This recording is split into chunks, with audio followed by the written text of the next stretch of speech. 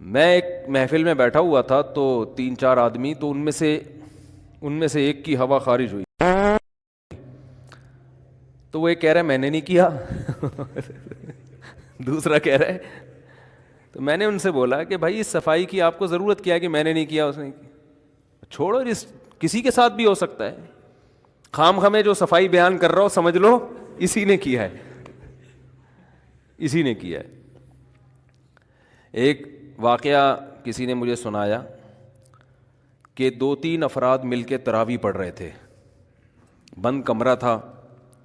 اب کسی کی ریح خارج ہوئی نا، تینوں امام کی ہوئی ہوگی یا ان 2 مقتدیوں میں سے کسی کی ہوئی ہوگی. ریح خارج ہوئی تو بدبو بہت زیادہ آ گئی، ہو سکتا ہے کسی کے ساتھ بھی. اتنی بند کمرہ تھا تو اتنی اسمیل تھی جس سے اندازہ ہوا کہ تینوں میں سے کسی کا وضو بولو بھائی ٹوٹا ہے. تو اس بتانے والے نے واقعہ سنایا کہ تینوں نے 20 رکعتیں مکمل کی ہیں شرمندگی سے بچنے کے لیے، کہ کیونکہ اب جو جائے گا وہ پکڑا جائے گا، اور لوگ بولیں گے یار ایسی اسمیل، یار پتہ نہیں کیا کھاتے ہو تم. حالانکہ اس کا تعلق پیٹ کے خراب ہونے سے بھی. آدمی زیتون پی رہا ہو اور بدبو بہت زیادہ آ سکتی ہے، کیونکہ پیٹ بعض دفعہ لوگوں کا خراب ہوتا ہے، تو پیٹ تو کسی کا بھی کسی وجہ سے خراب ہو سکتا ہے. تو اس کا کہ انسان کی عزت یا ذلت سے کوئی تعلق نہیں ہے. تو میں نے کہا کہ اگر وہ عقل مند ہوتا، امام میں عقل ہوتی نا، تو وہ کہتا کہ بھائی ہم تینوں کو چاہیے کہ ہم جا کے وضو کریں. کسی کا بھی وضو ٹوٹا ہے اور یہ جو اللہ نے پردہ ڈالا ہوا ہے تو پردہ ڈال، تینوں کو چاہیے کہ وضو کر کے آ جائیں. اب جس کا ٹوٹا وہ بیچارہ بغیر وضو نماز پڑھتا رہے، کتنا بڑا جرم ہے بغیر وضو نماز پڑھنا.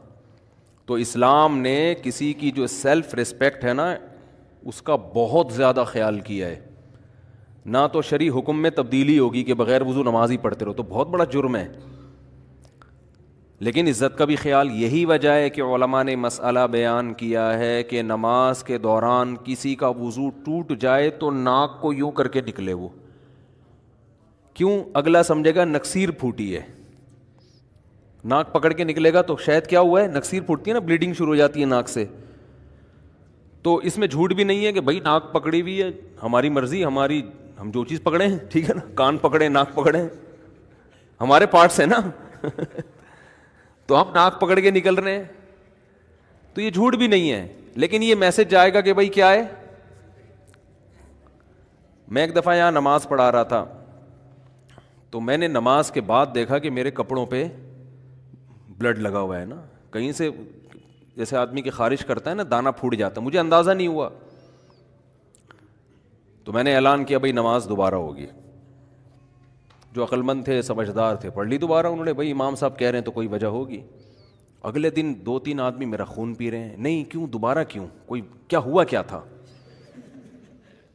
بار بار آ کے پوچھ رہے ہیں ہوا کیا تھا. میں نے کہا آپ کو اچھا ناظرین، آپ نے دیکھا کہ مولویوں کی کس طرح سے ری خارج ہوتی ہے. اتنا حلوہ کھاتے ہیں نا اس لیے ری تو خارج ہوتی ہے.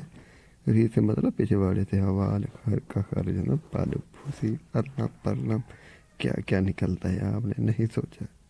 بار بار ایسا لگتا ہے کہ وضو کرنے کے بعد ہوا خارج ہو رہی ہے،